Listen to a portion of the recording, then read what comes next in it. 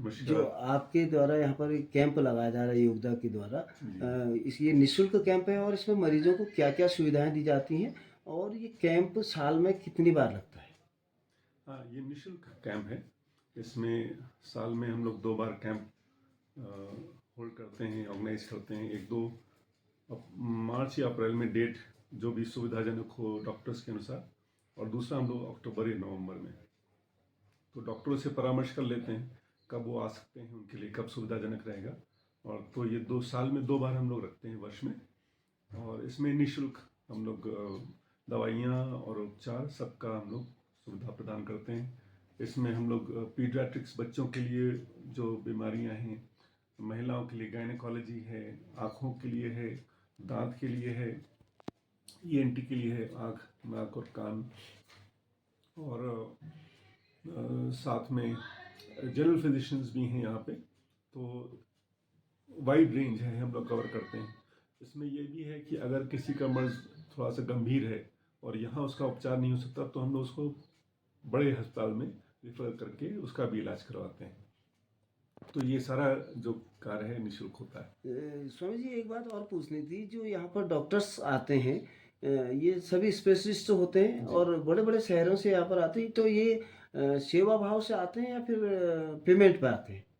नहीं, सब पूर्ण सेवा भाव से आते हैं। ये गुरुजी के अनुयायी हैं, और गुरुजी ने शिक्षा में 3 चीज़ पे बहुत एम्फेसिस दिया था। एक तो कहते थे शक्ति संचार व्यायाम हम नहीं छोड़ते हैं, दूसरा ध्यान नहीं छोड़ते हैं, तीसरा दूसरों की सेवा नहीं छोड़ते हैं। तो ये उन्होंने दूसरों की सेवा साधना का एक बहुत बड़ा अंग माना है। तो हम लोग भी जहाँ अवसर मिले दूसरों की सेवा करने का, हम लोग उसी से हम लोग का चेतना विस्तार होता है। हम लोग दूसरों को में अपने का ही रूप या ईश्वर का रूप दे करके उनकी सेवा करते हैं। तो ये जितने डॉक्टर आते हैं सब गुरुजी के भक्त हैं, शिष्य हैं, और निस्वार्थ भाव से आकर के सेवा देते हैं। आप एक बार स्वामी जी, एक बात और पूछनी थी कि आपके द्वारा यहाँ पर जो ग्रामीण अंचल हैं, हमारे द्वारा क्षेत्र के विभिन्न अंचलों में ग्रामीण परिवेश में जो गरीब बच्चे रहते हैं उनकी भी आपके द्वारा मदद की जाती है। वो मदद किस प्रकार की जाती है? 2 प्रकार से हम लोग करते हैं। एक तो जैसे यहाँ पे उपचार है, तो हम लोग का एक हफ्ते 10 दिन पहले से यहाँ पे जाते हैं और पर्चे छापते हैं, वो लगाते हैं।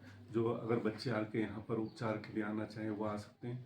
दूसरा, उनके एजुकेशन में भी हम लोग उनकी सहायता करते हैं। विशेष तौर पे जो गरीब बच्चा है और मेधावी है, अगर वो उसको कोई स्कॉलरशिप चाहिए पढ़ने के लिए, विशेष तौर पे जो प्रोफेशनल कोर्सेज हैं, जैसे इंजीनियरिंग है, या बच्चियाँ हैं वो नर्स का कोर्स करना चाहती हैं, तो उसमें सेल्फ एम्प्लॉयमेंट है आगे चल के। जो भी कोर्स है अगर वोकेशनल है तो उसमें हम लोग उनको सपोर्ट करते हैं, स्कॉलरशिप देते हैं।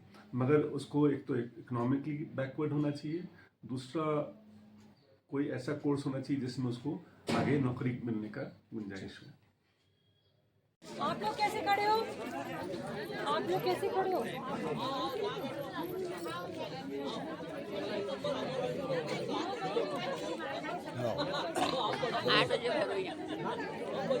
लिखना तो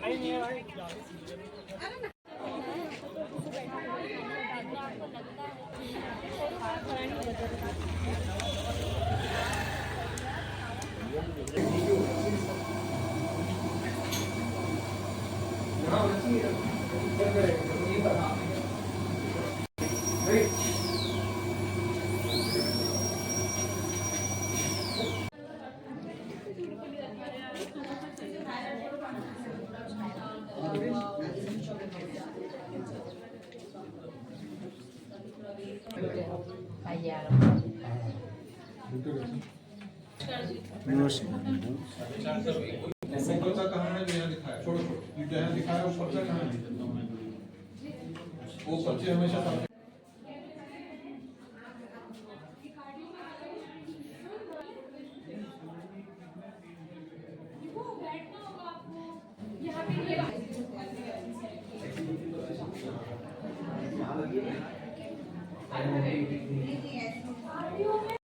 द्वाराहाट के योगदा आश्रम में अभी यहाँ पर पहुँचे हुए हैं और बता दें कि ये योगदा आश्रम के द्वारा साल में 2 मेडिकल कैंप यहाँ पर लगाए जाते हैं और ये मेडिकल कैंप जो होता है ये बिल्कुल निःशुल्क होता है और इसमें द्वाराहाट ही नहीं बल्कि इसके दूर दराज क्षेत्रों से लोग यहाँ पर आते हैं और अपनी जो निःशुल्क सेवा यहाँ पर होती है उसका लाभ लेते हैं। और दूसरी सबसे बड़ी बात आपको बता दें कि यहाँ पर जो डॉक्टर्स आते हैं सारे स्पेशलिस्ट होते हैं अपने अपने क्षेत्रों के और ये भी निःशुल्क यहाँ पर पहुँचते हैं, सेवा भाव से यहाँ पर पहुँचते हैं। और जैसे कि अभी हमको स्वामी जी ने बताया था कि हम बच्चों की पढ़ाई के लिए जो गरीब बच्चे होते हैं और मेधावी बच्चे होते हैं उनको पढ़ाई के लिए भी हम प्रमोट करते हैं। और वही दूसरी ओर अगर स्वास्थ्य कैंप की अगर हम बात करें तो यहाँ पर कहीं ना कहीं योगदा आश्रम के द्वारा ये वर्क यहाँ पर ये कार्य जो यहाँ पर किया जा रहा है समाज हित में ये कार्य किए जाते हैं और साल में 2 कैंप यहाँ पर लगते हैं और सैकड़ों लोग इसका लाभ लेते हैं। द्वाराहाट क्षेत्र के लिए कहीं ना कहीं ये एक औषधि का काम करती है ये कैंप। मैं कैमरा पर्सन तारा बिष्ट के साथ विमल शाह, द्वाराहाट।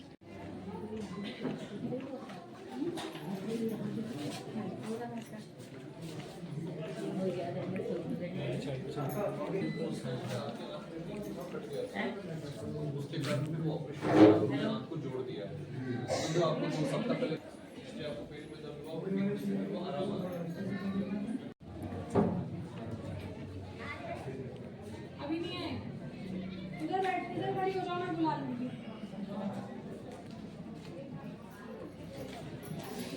जी साहिनी जी बताएं, आप बरेली से हैं और जैविक कृषक आप कहते हैं और मैं आपसे जानना चाहूँगा कि आप द्वाराहाट इस संस्था या इस कैंप से कब से जुड़े हैं और कब से आप यहाँ आ रहे हैं? देखिए, अगर आप संस्था से जुड़ाव की बात करते हैं तो मैं जब 10वीं कक्षा में पढ़ता था तो मेरे क्लास टीचर ने मेरे को एक पुस्तक गिफ्ट करी थी। उसका नाम था ऑटोबायोग्राफी ऑफ अ योगी और उस पुस्तक को मैंने उस समय नहीं पढ़ा था पर बाद में मैंने उस पुस्तक को पढ़ा और उसके बाद मैं आकर्षित हुआ परमहंस योगानंद जी की जो शिक्षाएं हैं उनके प्रति और फिर मैं यहाँ पर द्वाराहाट में आया।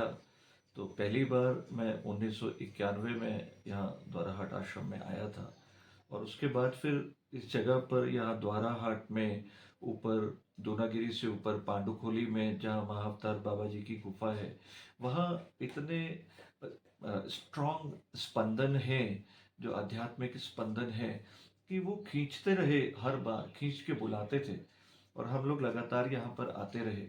फिर यहाँ पर स्वामी जी ने जो समाज कल्याण के कार्य के लिए एक शुरुआत करी थी पहले मेडिकल कैंप की और आई कैंप की। तो यहाँ पर साल में 2 आई कैंप 2 मेडिकल कैंप लगते थे। पहले आई कैंप में मोतियाबिंद के ऑपरेशन वगैरह भी यहाँ पर होते थे। अभी कुछ सरकार की नीतियाँ ऐसी हैं इस वजह से उसको स्थगित कर दिया है, परंतु साल में 2 बार कैंप लगता है।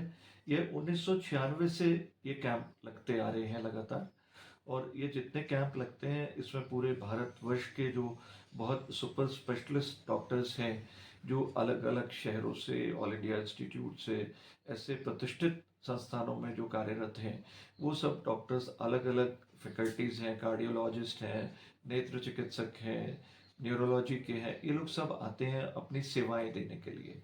इसके साथ ही हर एक बहुत बड़ा एक ग्रुप वॉलंटियर्स का है जो सेवक हैं, क्योंकि कैंप के लिए पूरी व्यवस्था की ज़रूरत होती है तो वो सेवा करने के लिए वो सेवक भी यहाँ पर आते हैं। तो ये एक हमारा एक मतलब हम लोगों को इंतज़ार रहता है कि कब हमें अगले कैंप में जाना है और सेवा का एक हमें एक मौका सवाल मिलेगा। आपसे पूछना, जैसे आपने कहा कि जैविक कृषक, आप बरेली के रहने वाले हैं और आप पेशे से कृषक हैं?